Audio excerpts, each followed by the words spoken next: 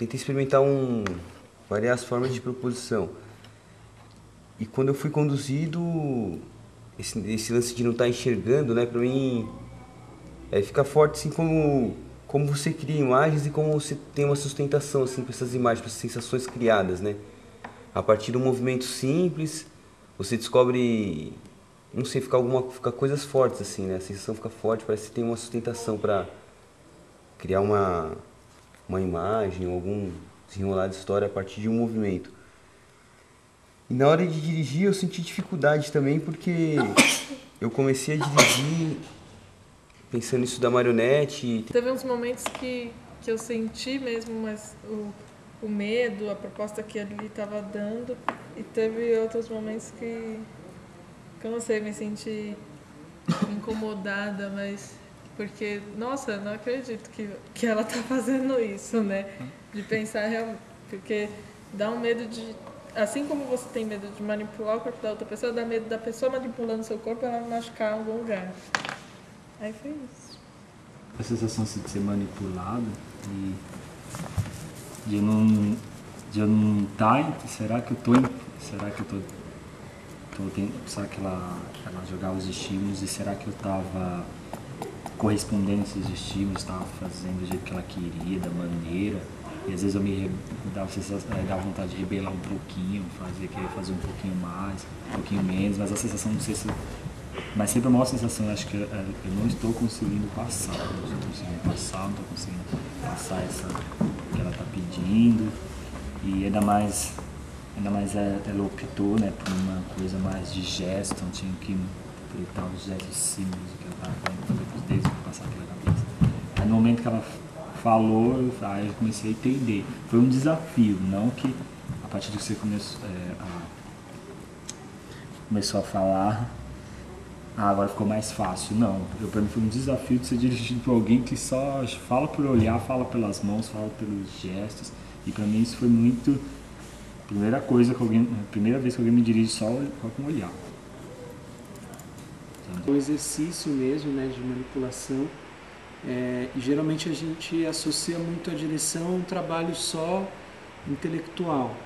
E aí foi interessante começar a investigar uma outra possibilidade, que é dirigir diretamente o corpo do outro e criar conceitos a partir desse corpo.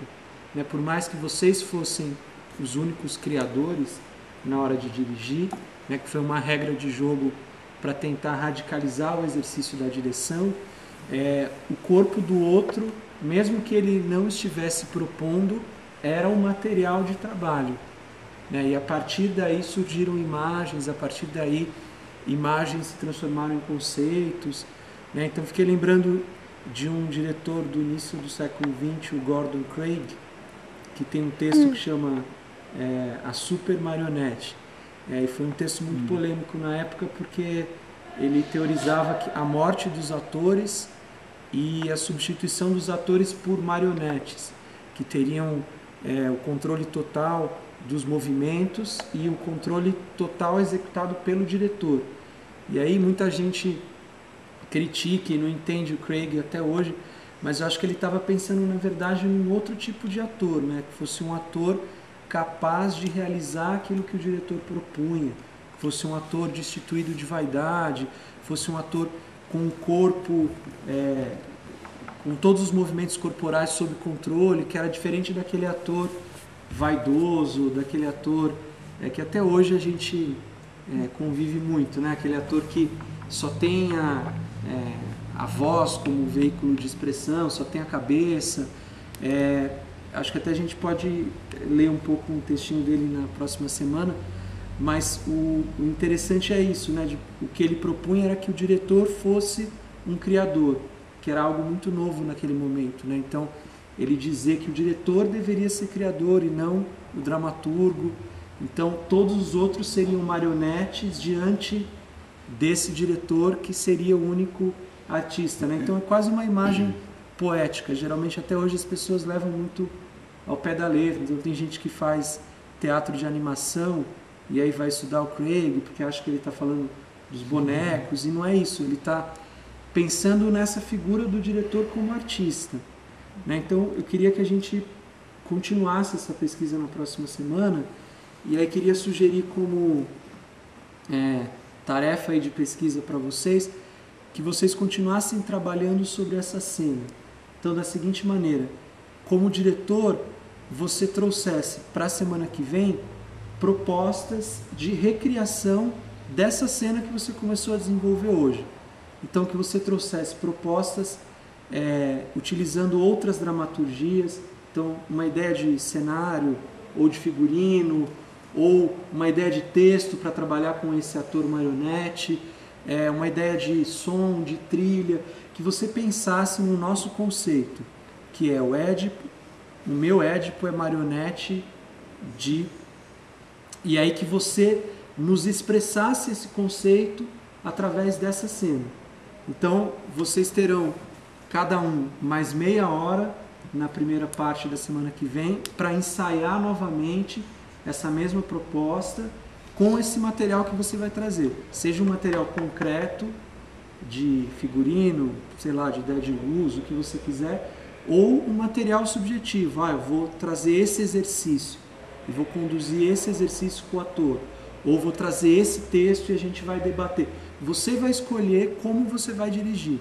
Mas o conceito você precisa tentar expressar o Édipo sendo marionete do quê? Ou de quem?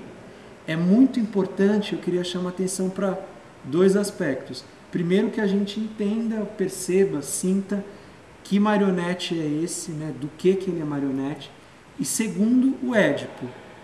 Queria que a gente tentasse se debruçar sobre isso. Como eu expresso o Édipo?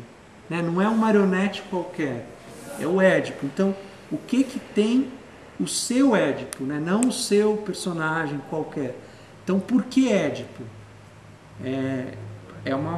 Mesmo que você não goste do Édipo, como exercício, pensar isso. Por que o meu personagem é Édipo? E por que ele é marionete? Então, eu queria que vocês ficassem com essa questão durante a semana, desenvolvessem essa pesquisa aí para a cena, para o Édipo, para o conceito. E aí, na semana que vem, a gente tem um momento de ensaio, ainda você com a sua dupla, depois você será marionete, e aí a gente conduz um trabalho a partir disso. E ficou essa dificuldade de como propor, de como movimentar, de como fazer o corpo dele sentir. Eu pensei, eu tenho que fazer o corpo dele passar por experiências, assim. Não vou tentar ele fazer algo que eu queira. Aí, isso de tentar levar experiência, o corpo não chega, aí você pensa por uma outra forma. Me lembrou muito as nossas jornadas, assim, que eu não... Jornada é um conceito que a gente usa dentro do grupo para... Não é elaboração de cena, mas para apresentar as cenas que a gente tem vontade. Então... E aí eu me senti um pouco isso, assim, porque eu tinha só uma ideia inicial, mas eu não tinha a mínima ideia onde poderia chegar a isso. E eu me senti muito mais criadora quando eu estava no papel de diretor do que quando a gente inverteu.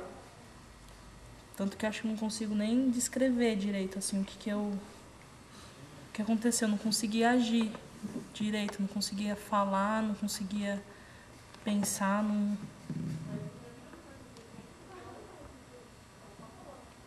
Nem sei descrever assim como foi ser marionete e tal. Mas na hora da direção chegou muito próximo à jornada, assim. Foi legal perceber algumas coisas. Passei por alguns caminhos e no final a gente acabou até, pelo menos pra mim, assim, acabou estabelecendo uma partitura, assim, que pelo menos pra mim essa lógica, assim, que eu cheguei no fim, se deu a partir de um não entendimento total, assim. Você ficar batendo cabeça, tentando criar algo, não encontra. Até a partir desse não encontra, tava quase estabelecendo algo, mas por um caminho totalmente impensável, assim, parece totalmente fechado. Não é você ter todo o controle, que é isso que o Craig sugeria para o diretor teatral. Né? Então a gente fala muito processo colaborativo, processo autocrata, aqui a gente está levando... Estou precisando fechar o céu, porque eles fecham 9h30 aqui.